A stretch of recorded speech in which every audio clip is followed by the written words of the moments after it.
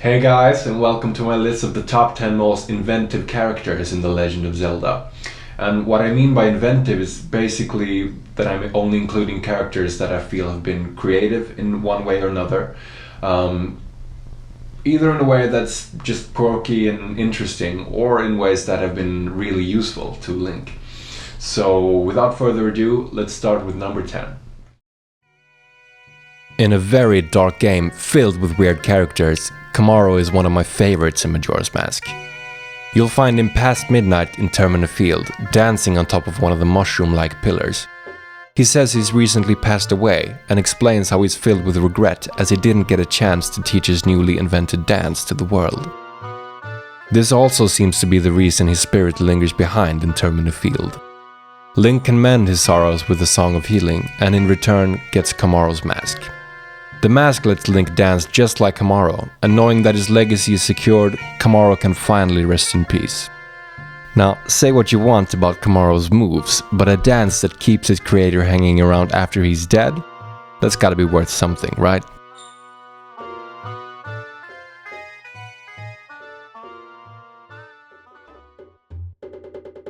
Coming in at number 9 is the Lake Hylia scientist from Ocarina of Time, whose research consists of experimenting with ways to make medicine by combining water from the lake with certain unusual compounds, which is reflected in his laboratory as it is filled with loads of chemical equipment, various sea creature and plant specimens, as well as a huge water tank.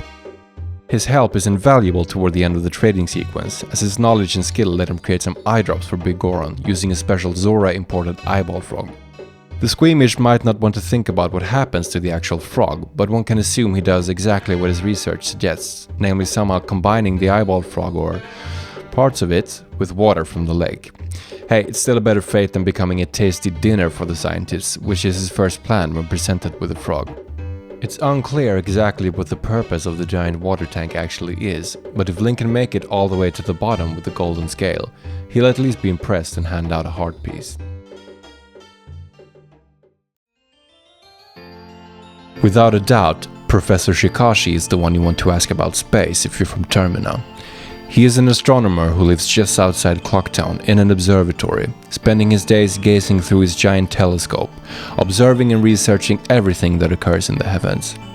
He's also doing research on minerals from space, and is the one who informs Link about how sought after moon stairs are, a gemstone that he also named himself. Stating that he's had a special interest in the moon since he was young, the Skull Kid's evil plans have not gone unnoticed by the professor, and during the 3 days in Termina, he carefully monitors the moon's development with increasing concern as it gets closer and closer.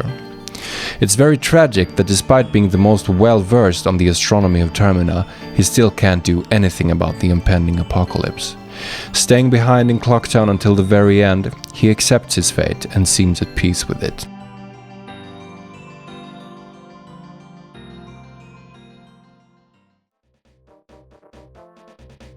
I know what you're thinking. Aren't these just those two canes from A Link to the Past? Well, someone had to have created them, and given their power, it's only natural to assume that these names are the signatures of their creators. I mean, if I had created something that powerful, I'd make sure I got credit for it. I like to think of them as two ancient rivaling wizards of Hyrule, competing to make the most powerful cane.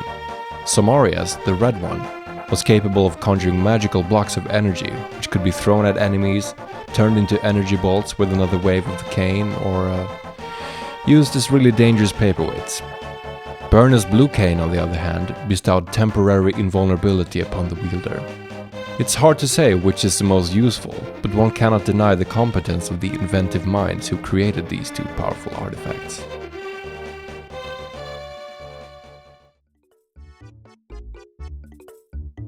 Residing in Kakariko Village, Barnes is Link's go-to explosives expert. However, after Link and Midna accidentally kinda burned down Barnes' storehouse at the start of the game, he's only able to offer a meager selection of bombs. But as the game progresses, his handmade stock is eventually expanded as he acquires new materials and has the time to produce new bombs. The first being the incredibly useful water bombs that make it possible for Link to blow things up underwater for the first time in the series, which is essential in the Lakebed Temple, as well as in finding all the treasures buried in Hyrule's lakes and rivers. And while there are no bomb chews in Twilight Princess, Barnes' next invention works in a similar way. The bombings seek out targets on their own and allow Link to blow things up from a distance. With this in mind, I think we can all forgive Barnes' somewhat high-strung and cowardly nature, as his pyrotechnical genius is a huge help in getting rid of the evil forces threatening Hyrule. A researcher of the paranormal, Pamela's father resides in the cursed Ikana Valley, where he studies the occurrence of spirits, ghosts, and fairies. In his research, he discovered a melody which repelled Gibdos and used it to make sure he and his daughter were left alone, by building the music box house they live in, which plays the aptly named Farewell to Gibdos song on an infinite loop. The river that powers the water wheel connected to the music box house has dried out when Link first enters the canyon, causing the Gibdos to run rampant. After restoring the flow of water and entering his and Pamela's house, Link discovers the professor in a closet, half human, half Gibdo. After mending his spirit with the Song of Healing, the professor recovers and gladly shares all his knowledge of the surrounding area and its bloody history, specifically the occurrence of Garo ninjas and the nature of the Gibdo-infested well, where he himself was cursed even though he doesn't remember it. He's very interested in Link's fairy Tattle and has a ghost radar which detects the spirit present in Link's masks, asking both the hero and his fairy to stay so that he can conduct research on them.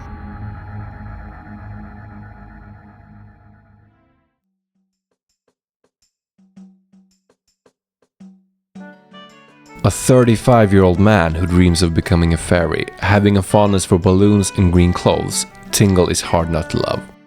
In truth, his only original creations are his magic words, Kulu Limpa, which, while conjuring nothing more than a small burst of green sparkles, are unique and memorable. The reason I think he's an inventive character is that so far he's the only one who's realized that Link's line of work creates a very viable business prospect for someone good at making maps. His skills as a cartographer and entrepreneur have ensured Link rarely has to go anywhere without a knowledge of his surroundings. And it looks as if Tingle's business will be prosperous for years to come, as long as his red balloon will take him where he needs to be. Number 3 on our list is Syrup, our favorite magic potion and powder selling witch.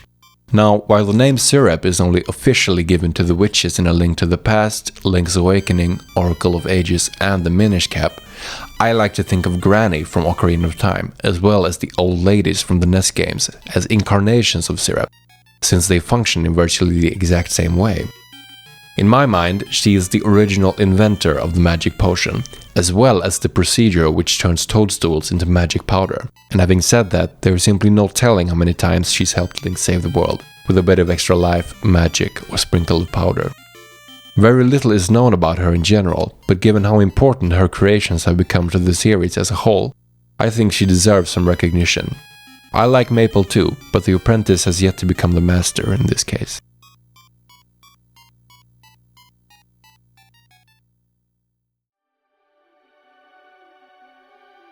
Taking the runner-up spot on our list is the entire race of lovable, bird-like, humanoid-faced sky beings from Twilight Princess.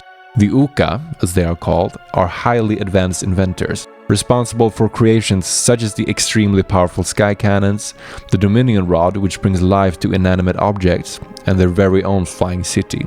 Rumored to be favored by the gods of Hyrule, the Uka have been around since the beginning, passively observing the ages from their city in the sky, content with being left alone and maintaining little contact with the lands below. The exception being the royal family, to which the Dominion Rod was handed down in order for one messenger to be able to contact the Uka should the need arise. As time went on, the relationship between the Uka and the royal family grew weaker, and by the events of Twilight Princess was non-existent. Evil forces began encroaching on the lands of Hyrule, and the city in the sky was overrun by monsters. Link got to experience their technology firsthand, as he used both the rediscovered and reactivated Dominion Rod and a repaired Sky Cannon to help them save their magnificent city, and retrieve the final Twilight Mirror Shard hidden within.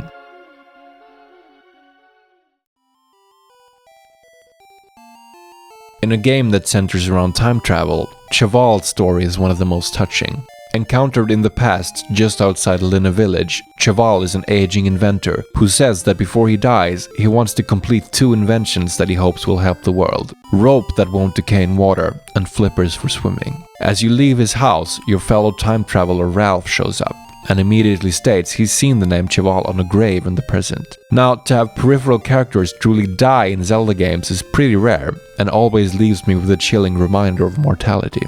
Link makes his way to and into Cheval's crypt in the present, and discovers the finished inventions after passing a test left by the inventor himself. The Cheval rope lets Rafton make a raft fit for traveling the open seas, and the flippers let Link swim in all the lakes and rivers of Labrina.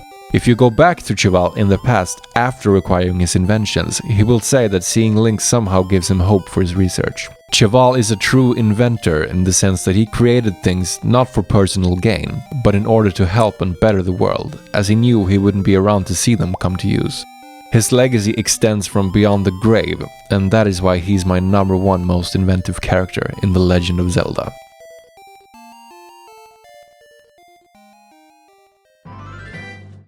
Thank you so much for watching this video. I hope you enjoyed it. I'm gonna be making more like this, so keep an eye out. But until then, take care and I'll talk to you soon. Bye.